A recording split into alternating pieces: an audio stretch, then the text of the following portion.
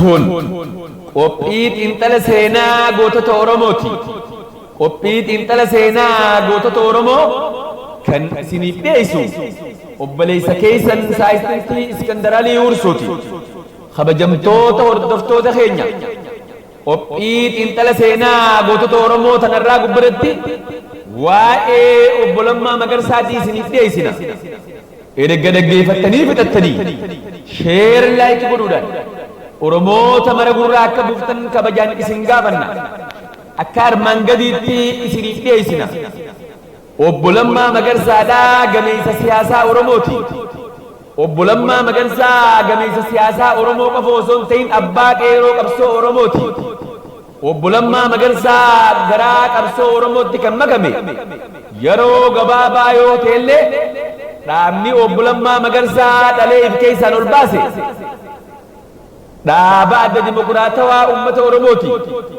Dhaabni adda dimokiraatawaa uummata Oromoo Lammaa Magarsaa osoo hin ta'in Lammaa Magarsaa qofa osoo hin ta'in hayyoottan jajjaboodhaa fi gameeyyotii jajjaboo adda addaa kan horatee ol baase yoo ta'u, gameeyyotii ol baate keessaa Dr. Abiyyi Ahmadii fi obbo Lammaa Magarsaa isaan tokko jechuu barbaadeeti.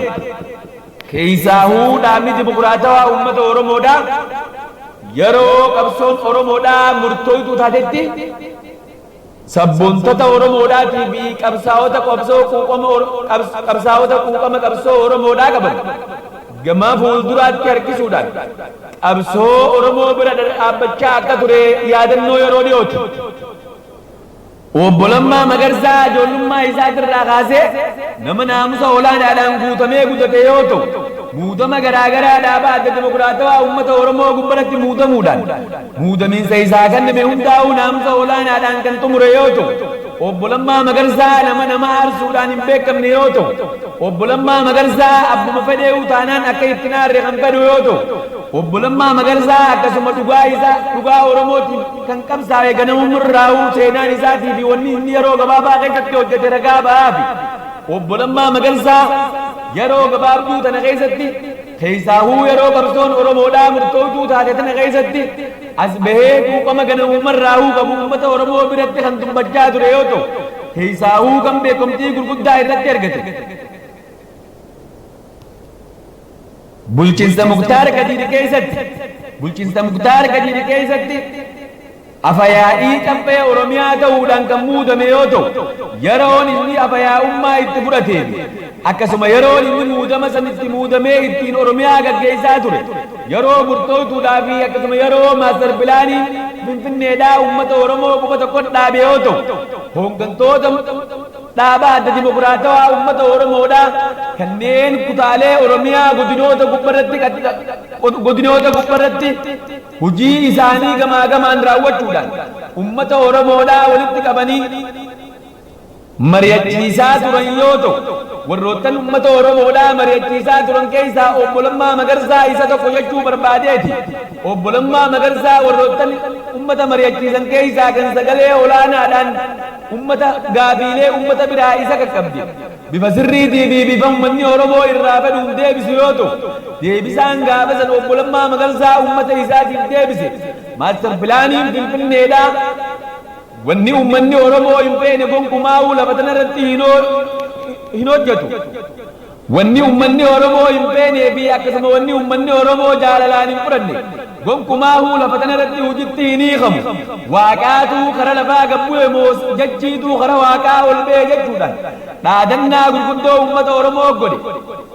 Obbo Lammaa Magarsaa gaafiilee uummata Oromoo biraa isa gaafatamte guutumaa guututtuu bifa sabboonummaa fi quuqamaan guutameen kan deebisu yoo ta'u, sagaleen isaa tun hooggansa qabsoo Oromoo bira dhaqqabuudhaan Oromiyaa miidiyaa niitoorkiidhaan kan gabaafamte yoo ta'u, sooshaal miidiyaa gubbaratti obbo Lammaa Magarsaa sagalee isaa uummanni Oromoodhaa walii qooduudhaan itii gurguddaa hawaasa uummata Oromootii fi akkasuma hooggantoota qabsoo Oromoo biratti argachaa dhufe. Obbo Muktaar Gadiir yeroo sanitti hooggansa Oromiyaadhaa pirezidaantii naannoo Oromiyaa yoo ta'u, wayyaanee shira adda addaa ta'uudhaan obbo Muktaar Gadiir mallattoo garaagaraa akka mallatteessuuf dirqamte. Keessaahuu labsii yeroo muddamaadhaa Oromiyaa gubbaratti akka raggaatu akkasuma waraanni korobittinnee isaan Oromiyaatii fi poolisiin Oromiyaadhaa eeroo Oromoodhaa tasgabbeessuudha dadhabde. Obbo Muktaar Kadiir waraan Oromiyaan akka federaalaan bultu akkasuma raayyaa ittisa biyyaatiin akka guutamtee bultu mallatteessi jechuudhaan wayyaaneen dirqamaan Obbo Muktaar Kadiir kan mallatteessifte yoo ta'u yeroon Obbo Lammaa Magarsaadhaa gara aangootti dhufe yeroo qormaata adda addaatiin guutame akkasuma qabsoon Oromoodhaa finiintee gama duraatti tarkaanfachuudhaaf lubbuun ilmaan Oromoodhaa miliyoonaan lafatti dhangala'aa jirtu yoo ta'u akkuma muudama pirezidaantii naannoo Oromiyaa muudame. Obbo Muktaar Kadiir hojii walxaxxuudhaa fi qabsoo xaxaa keessa akka gale erga hubate aangoo tana qabatee gama fuulduraatti akka itti fufuu hin dandeenye dhaabbata dimokiraatawaa uummata Oromootti waraqaa galfate. Dhaabni adda dimokiraatawaa uummata Oromootis irraa wal mari'achuudhaan yeroo sana murtee isaa tana keessatti eenyuutu qabsoo Oromoo tana gama fuula duraatti itti tarkaanfachiisuu danda'e jechuudhaan marii babbal'aa godhaa ture. Akkasuma gameessi siyaasaa Oromoodhaa Obbo Abbaa Duulaa Gammadaatii wajjin ta'uudhaan hayyoonni Oromoodhaa marii gurguddaa godhan. Koreen giddugala Oppiidiyoodhaa qabsoo keessatti koreen giddugala Oppiidiyoodhaa walgahii gubbaratti Obbo Lammaa Magarsaa dura bu'aa adda dimokiraatawaa uummata Oromoo ta'ee akka filamu irratti walii galuudhaan pirezidaantii naannoo Oromiyaa godhanii muudan. Obbo Lammaa Magarsaa erga pirezidaantii naannoo Oromiyaa godhamee muudame akkuma aangoo isaa harkatti qabate hojii bobboonsaa hojjechuudhaan gama fuula duraatti itti fufe. Keessaahuu guyyuma dura pirezidaantummaa fudhatu ulee tana namuu harkatti qabachuudhaaf yaalii gurguddaa godha. Garuutuu harkatti erga qabate waan godhu waliin beeku jechuudha. Dhaadannaalee garaagaraa dhaadate. Keessaahuu haasawni Obbo Lammaa Magarsaadhaa dhaabaa adda dimokiraatawaa uummata Oromoo dura taa'ee godhe. Aangoo gurguddoo tana qabatanii dhaaba miliyoona 40 qabaattanii miseensa miliyoona 40 qabaattanii ummata miliyoona 50 qabaattanii wanni golatti deebitanii gungumtanii maali? Eenyuutu eenyu gadi jechuudhaan dhaadannaalee gurguddaa ajaa'ibaa kan godhe yoo ta'u gameessi siyaasaa Oromoo kun haasawni isaatii fi hojiin inni hojjetu hundi akka rasaasaatti onnee uummata Oromoo kan waraante yoo ta'u inumaatuu deeggarsa gurguddaa dhaabaa adda dimokiraatawaa uummata Oromoo bira argachuudhaan warroottan quuqama sabaa qaban hoggommeeffachuudhaan Obbo Lammaa Magarsaa qabsoo isaa finiinse gaafiilee garaagaraa isaaf godhamte keessa waa'ee qabsoo qeeroo Oromoo gubbaratti qeeroo miliyoona dargaggeessa miliyoona jaadiin uffatanii eenyu bulchuu deemtan jechuudhaan warroottan faallaa qeeroo qabsoo Oromoo deemuu barbaadu itti muddee godatti isaan galche jechuu barbaadeeti. Obbo Lammaa Magarsaadhaa seenaa qabsoo Oromoo keessatti jijjiirama gurguddaa ajaa'ibaati galmeesse. Warroottan gamaa gamana ilaaluudhaan walaawwalaa turan hundaa'uu dhugaa jirtutti himuudhaan aangoo mataa keessaniitiin gadda mootii mataa keessanii uummattanii warroottan gamaa fi gamana ilaaltan bikkuma deemtanitti mogoleen akka isin qiramtu saballee mogolee isaa akka qiraa jirtan if beekuudhaan arraan booda mootiin keessan uummata keessan ta'uu beektanii gama fuula duraatti tarkaanfachaa deemuu baannaan aangoon isin argantan tunii fi kursiin isin irra teessan tuni akka ibiddaatti balbaltee warroottan faallaa qabsoo warroottan isin deeggaranii isiniis qiletti akka galtan hubachuu danda'uudha qabdan. Ammaan booda qabsoo tana keessatti takkaa fi takka qofaatu nu baasa. Mootiin keenya uummata keenya ta'uu beekne dantaa dhuunfaa nama biraatiif bitamuu osoo hin ta'in dantaa dhuunfaa saba keenyaatiif bitamnee gama fuula duraatti hin tarkaanfannu taanaan sabni kunnuu fi warra isa faallaa isaa deemu hundaa'u fuudhee gara qileetti naqa. Kana beeytanii gama fuula duraatti tarkaanfachuu qabdan jechuudhaan dhaabaa adda dimokiraatawaa uummata Oromoo guutuu duratti fuula dura bu'ee goonni Oromoo kun dhaadannaalee gurguddaa taasisuudhaan hayyoota siyaasaa Oromootii fi akkasuma uummata Itoophiyaa hunda biratti dhageettii gurguddaa argachuudhaan inumaatuu dubbiin Obbo Lammaa Magarsaa sadarkaa Itoophiyaatti oduu simbirtuu ta'uudhaan walii gabaabamaa turte. warroottan ummata Oromoo jibbanii fi kan jaalatanis deeggarsa lammaa magarsaa osoo hin jaalatin ol ka'anii bahuudhaan qabsoo qeeroo Oromoo cinaa dhaabbachaa turan. Keessaahuu naannoo Amaaraattis ergamu pirezidaantii Lammaa Magarsaa kuufama saba isaatiif qabu ol ka'ee dhageessise.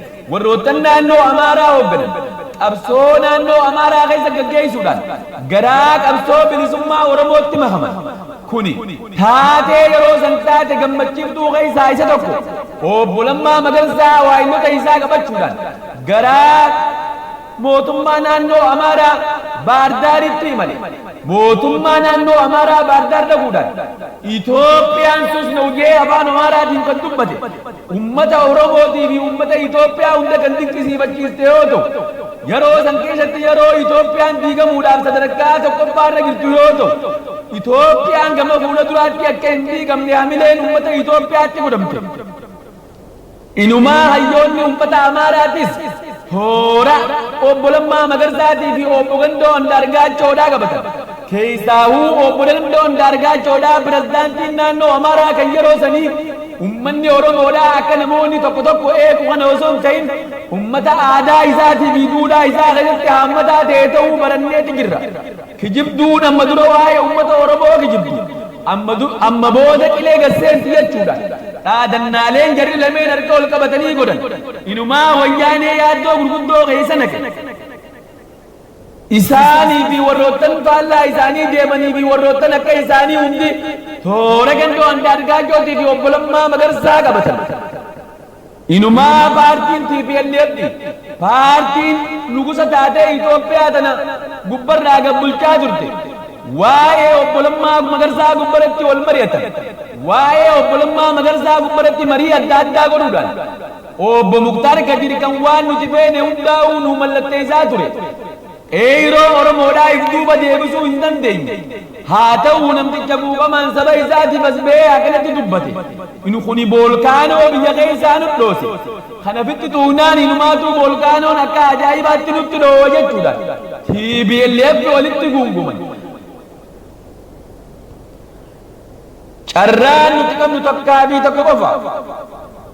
Takkaa fi takkittiin Obbo Lammaa Magarsaadhaa manguddummaadhaan gara qabsoo teenyaatti akka dabalamu godhuu danda'uudha qabna. Jechuudhaan TPLF waltajjii isaa xumurata. Kanaan booda manguddummaa Obbo Lammaa Magarsaatti argachuudhaan barreeffama garaagaraa itti barreessuudhaan waan ati feete hunda siif goona. Muummicha ministeeraa feetus aangoo muummicha ministeeraa si muunna. Jechuudhaan waa'uma barbaadde yaa Obbo Lammaa Magarsaa nurraa argadhu yaa gooftaa keenya nun qaanyeessin jechuudha. TPLF kan kadhatan yoo ta'u Obbo Lammaa Magarsaa akkana jechuudhaan deebise. Muummicha ministeeraa ta'uudhaaf hin qabsoofne. Uummanni kun yaani muummicha ministeeraa ta'uudhaaf kan duuba deebi'u osoo hin ta'in dhugaan uummanni kun qabu yeroo waggaa 27 kan ukkaanfame yoo ta'u ukkaanfamiinsa waggaa 27 ta'eetu har'aan tana akka bolkaanootti nutti dhooye. Kana uummanni kun dhugaa qabu dhugaa isaa harkatti galfachuu baannaan abbaan fedhee muummicha ministeeraa ta'uudhaaf kan hudduu duuban deebine ta'uu Obbo Lammaa Magarsaatii fi TPLF akeekkachiise. TPLF Obbo Lammaa Magarsaa irraa abdii murachuudhaan walgahii lamataa affeerratan. Walgahii gubbarratti inumaatu muummichi ministeeraa yeroo sanii Obbo Hayilamaariyaam Dassaalany hojii isaa gubbarratti yeroo adda addaa hojii boonsituu hojjechuu hin dandeenye jechuudhaan ministeera Itoophiyaadhaa Hayilamaariyaam Dassaalany kan keegan yoo ta'u Obbo Lammaa Magarsaadhaa qabsoo isaa itti fufe. Marii lamadaatiin Obbo Lammaa Magarsaatii wajjin mari'atan gameeyyotiin dhiyaati gurguddoon walitti hidhamuudhaan marii babbal'aa godhan. Marii san gubbarratti ummanni Itoophiyaadhaa jijjiirama hundeerraa fedha. Ummanni Oromootis jijjiirama kana keessatti barkuudha fedha. Jechuudhaan akka biyyattiin gama jijjiiramaatti dabalamte. Kan godhan yoo ta'u muummichi ministeeraa Obbo Hayilamaariyaam Dassaalany waraqaa isaa galfate. Kuni oduu simbirtuu yeroo isaanii raadeetti as baate kana booda namuutuu gola isaatti deebi'uudhaan marii isaanii itti fufan. Dhaabni adda dimokiraatawaa uummata Oromootis marii isaanii itti fufe. Dhaabni adda bilisummaa uummata Tigraayis marii isaanii itti fufe. Dhaabni uummata Amaaraatiif marii isaanii itti fufe. Akkasuma dhaabni uummata Dabuubis marii isaa itti fufe. Namuutuu aangawaa isaa if dura buusuudhaan qophaa'anii muummicha ministeeraa eenyuu akka ta'u irratti kan mari'atan yoo ta'u muummichi ministeeraa sagalee olaanaadhaan akka filamu waliigaltee isaanii xumuratan. Yeroo san keessatti namni muummicha ministeeraa ta'ee akka Oromootti muudamaaf dhiyaachuudhaaf Oromoon hundi gaabbite Obbo Lammaa Magarsaati. Obbo Lammaa Magarsaadha. Haa ta'uu fedhiin isaa fedhii muummicha ministeerummaa osoo hin ta'in dhugaa uummata Oromoodhaa guutumaa guututti kan baase yoo ta'u ani asumarratti nafa obboleessi kiyya Doktor Abiyyi Ahmad nu dura bu'aa bu'u jechuudhaan aangoo ifi qabu gara muummicha ministeeraa ammaan tanaa Obbo Abiyyi Ahmaditti dabarse. Obbo Abiyyi Ahmaditti dabarsee dura bu'aa adda dimokiraatawaa uummata Oromoo godhuudhaan Obbo Abiyyi Ahmad muudan. Kunis oduu simbirtuu taateeti as baate. Erga kana guddaa godhanii booda gara masaraa mootummaatti imalan. Masaraa mootummaa keessatti wal mormii yeroo dheeraa booda aangoo muummicha ministeerummaa Doktor Abiyyi Ahmad akka muudamu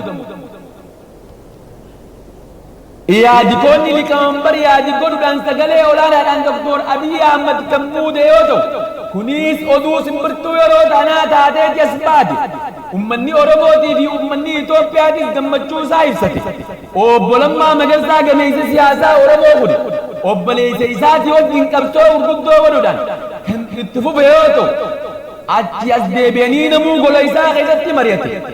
Gola isaa keessatti mari'achuu qabu osoo hin ta'in dhaabni waggaa 24 uummata Oromoo gowwoomsaa ture maqaa isaa akka jijjiirratu irratti walii galan akka uummata Oromootti dhaabni OPDOdhaa gara ODF'aatti akka jijjiiramu godhuudhaan ODF'ummaa isaanii mirkaneeffatan. Kana boodaas qabsoo isaanii itti fufan. Haa ta'u malee muummichi ministeeraa Doktor Abiyyi Ahmadii fi Obbo Lammaa Magarsaa qabsoo sadarkaa Itoophiyaatti godhan keessatti erga paartiin bilisiginnaa jaamtoos baate wal dhabbiin isaanii akkuma itti fuftetti jirti. Gameessi siyaasaa Oromoodhaa Obbo Lammaa Magarsaa kun paartiin bilisiginnaadhaa tuni gaffageenyaan waa'ee isaa hin beeku bikkuma isin irraa dhuftee hin beeku jechuudhaan biyyoo afaan Oromootti kan dubbate yoo ta'u dubbiin tun sooshaal miidiyaa gubbaratti wal qoqqooduudhaan wal duraa duubaan hayyoonni Oromootii fi uummanni Itoophiyaadhaa walii gabaasuudhaan dubbiin Obbo Lammaa Magarsaa tun taajjabbii keessa galte. Wal dhabbiin Obbo Abiyyi Ahmadii fi Obbo Lammaa Magarsaa erga kana hunda godhanii booda akka dhufte ija shakkiitiin hayyoonni siyaasaa laalaati jiru. Yoo waldhabbiin tun waldhabbii dhugaa taate muummichi ministeeraa toora qabsoo Oromoo irraa kan maqeefi akkasuma qabsoo Oromoodhaa kan qilatti darbuudhaaf kaayyeeffate ta'uu uummanni Oromoodhaa sirriitti beekuu danda'uudha qaba. Ijoon qabsoo Oromootii fi hoogganaan qabsoo Oromootii fi gameessi siyaasaa Oromoo Obbo Lammaa Magarsaa bakka hin fudhatinitti uummanni Oromootii fi hayyoonni Oromoo wanni fudhataniif hin jiru jechuudhaan Saai'Ntistiin Iskandar Hursoo qorannoo isaa gabaase.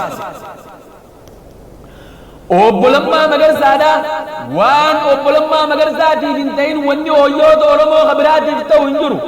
Yoo isaa taate as ba'ee akkuma gaafa duraa as ba'ee iftoomaan uummata Oromoo tasgabbeessaa ture. Arrallee as ba'ee tasgabbeessuu danda'uudha qaba. Yoo as ba'ee akka kaleessaatti as ba'ee iftoomaan uummata Oromoo duratti dubbatee ummata Oromoodhaa daandii sirrii akka qabatuuf Obbo Lammaa Magarsaadhaa iftoomaan ummata Oromoo kan hin qajeelchine yoo ta'u dhiibbaan gurguddoon Obbo Lammaa Magarsaa gubbarraa akka jirtu ummanni Oromoo beekuudha danda'u qaba. Kana gubbarratti ummanni Oromoodhaa osoo waliin qoonne tokkummaa isaanii Lammaa Magarsaa godhachuudhaan Lammaa Magarsaa gara foddaa televiizoonaatiin as ba'ee taatee deemaa jirtuu fi sooshaal miidiyaa gubbarra jirtu takka takkaan gabaasuudhaan paartii bilisiginnaadhaa kan uummata Oromootii taatu taanaan ni taati jedhee uummata Oromoo biratti dubbachuudhaan yoo as ba'ee kan hin dubbanne taate biyyattiin san kan diigamtu yoo ta'ullee akka taatullee Saai'Ntistiin Iskandaranii Hursoo qorannoo isaatiin lafa kaa'e kabajamtoota hordoftoota qophii xiinxala seenaa gootota Oromoo qophii ta'e tanarraa asumarratti xumurra qophii biraatti hanga walitti deebinu nagayaan nu jiraadhaa nu ulfaadhaa horaa bulaa liibana.